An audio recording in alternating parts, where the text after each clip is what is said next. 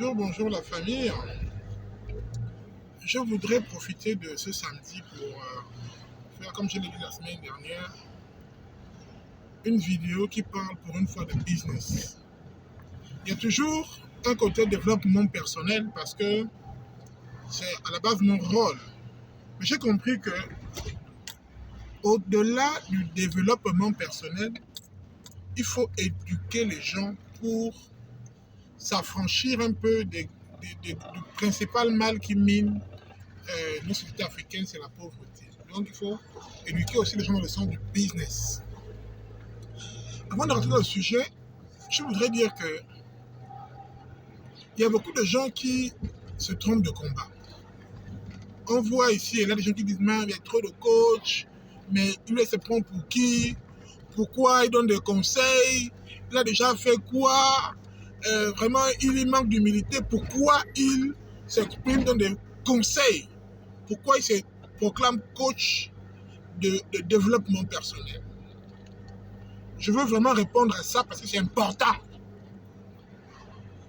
La première chose que je veux te dire, c'est que moi, je suis un Africain, je suis un Gabon, je suis un fan. Chez nous, il y a une expression qui dit Mwana Banyaboro, ça veut dire que l'enfant des vieux. C'est-à-dire qu'il y a des enfants, quand ils naissent, naturellement, les vieux décèlent en eux des petites qualités. Et ils les appellent, viens, autour de moi, viens.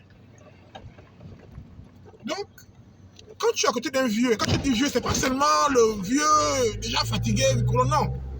Quelqu'un qui a 5 ans, 10 ans, 15 ans, peut-être plus que toi, c'est un vieux pour toi. Pas dans le sens péjoratif, mais dans le sens de la bibliothèque. Je peux te dire que dans ma vie, j'ai côtoyé des sommités.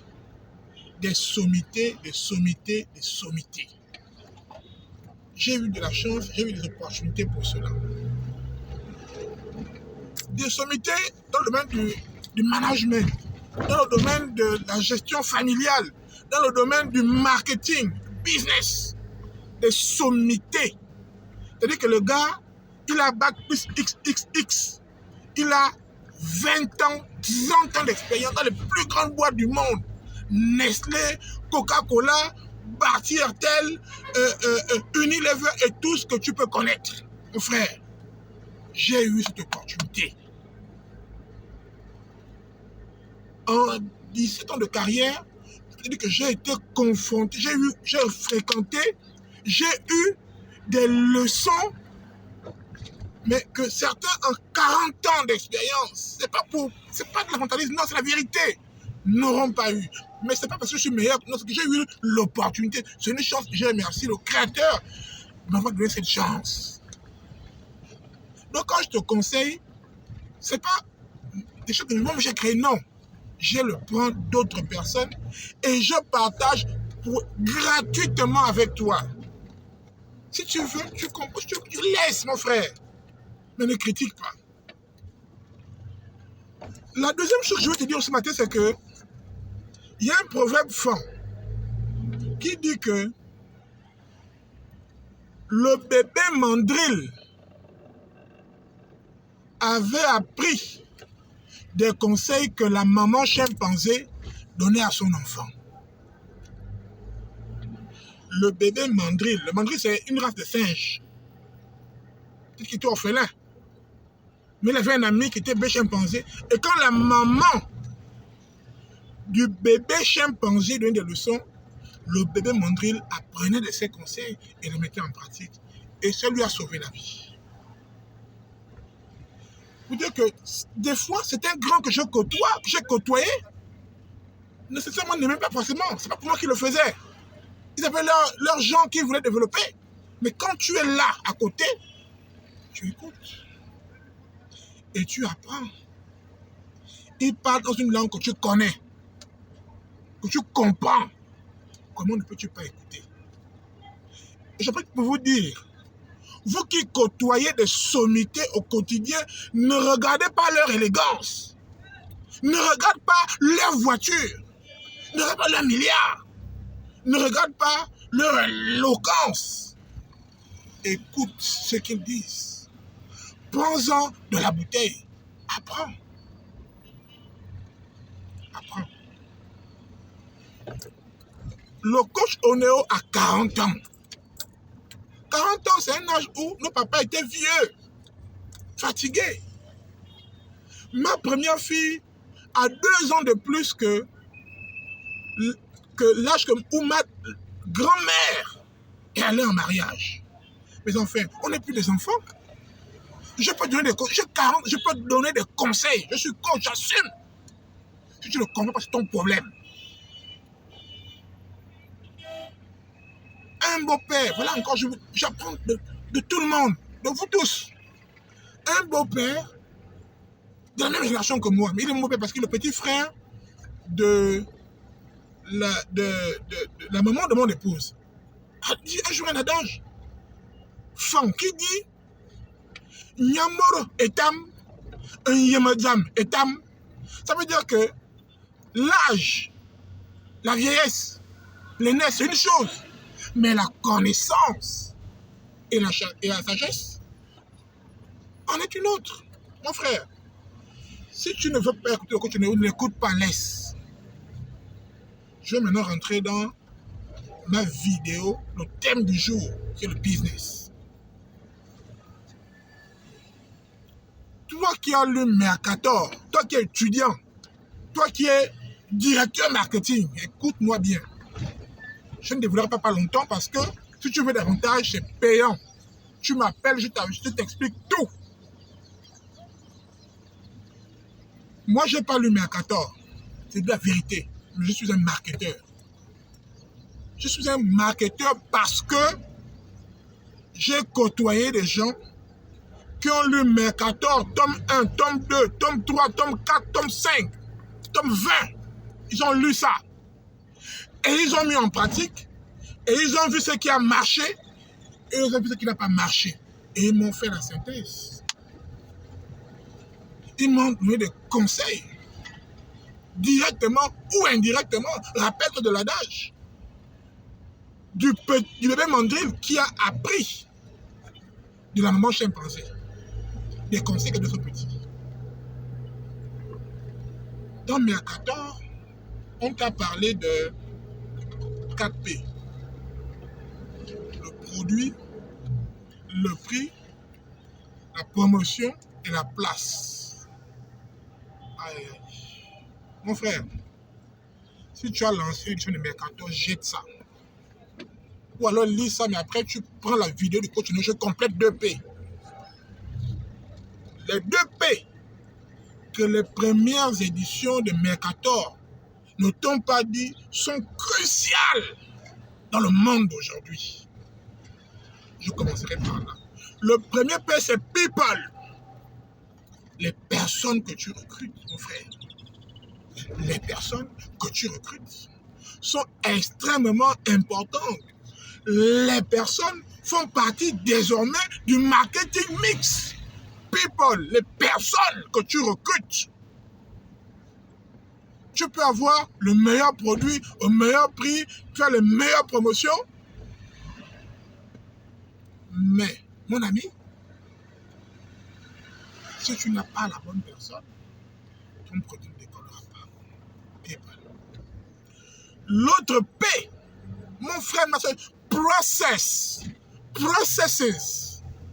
La manière dont tu opères fait partie désormais du marketing mix. Ce n'est plus un élément que tu peux mettre en dehors du marketing mix. Ce n'est plus légué aux ingénieurs. Le process, la manière dont tu opères fait la différence. People, processes. Et dans le process, le sens du vent, la marche du vent, c'est la digitalisation qui est différente de la numérisation. La digitalisation, c'est la numérisation plus la réorganisation de l'entité. C'est ça, le nouveau marketing. Mais les éléments anciens ne disparaissent pas, ça reste important. Je ne sais pas si je retente de parler de tout, mais le produit, c'est la base de tout. Le produit, le premier élément du marketing mix est la raison de l'échec de beaucoup d'entrepreneurs ou beaucoup de produits d'entreprises, de marques bien installées. Tu sais, le produit, je veux parler à toi, l'entrepreneur africain, qui pense que, comme tu as appris un peu de code, tu es là, tu développes, tu passes des heures et des heures et des heures et des heures à développer du code, à manger du code, à manger du code. Mon frère, arrête. Ça ne marchera pas. Pourquoi? Parce que le produit, pour essayer de mettre un produit ou un service en marche, la première chose que tu dois te demander, c'est est-ce que il y a un besoin? Le produit que je veux mettre en place, le service que je veux vendre, est-ce qu'il y a un besoin réel, concret? Je règle quel problème? Toi, chef d'entreprise, toi, le directeur marketing, toi, l'entrepreneur qui commence, avant d'aller plus loin, tu as un produit que tu veux lancer, tu as un produit qui ne marche pas. Arrête-toi d'abord. Arrête des stratégies. Arrête d'investir des millions pour la publicité. Pose-toi la question claire et nette. C'est quoi mon produit? C'est pour qui? Il répond à quel besoin? Quelle est la différence entre mon produit et ceux de la concurrence?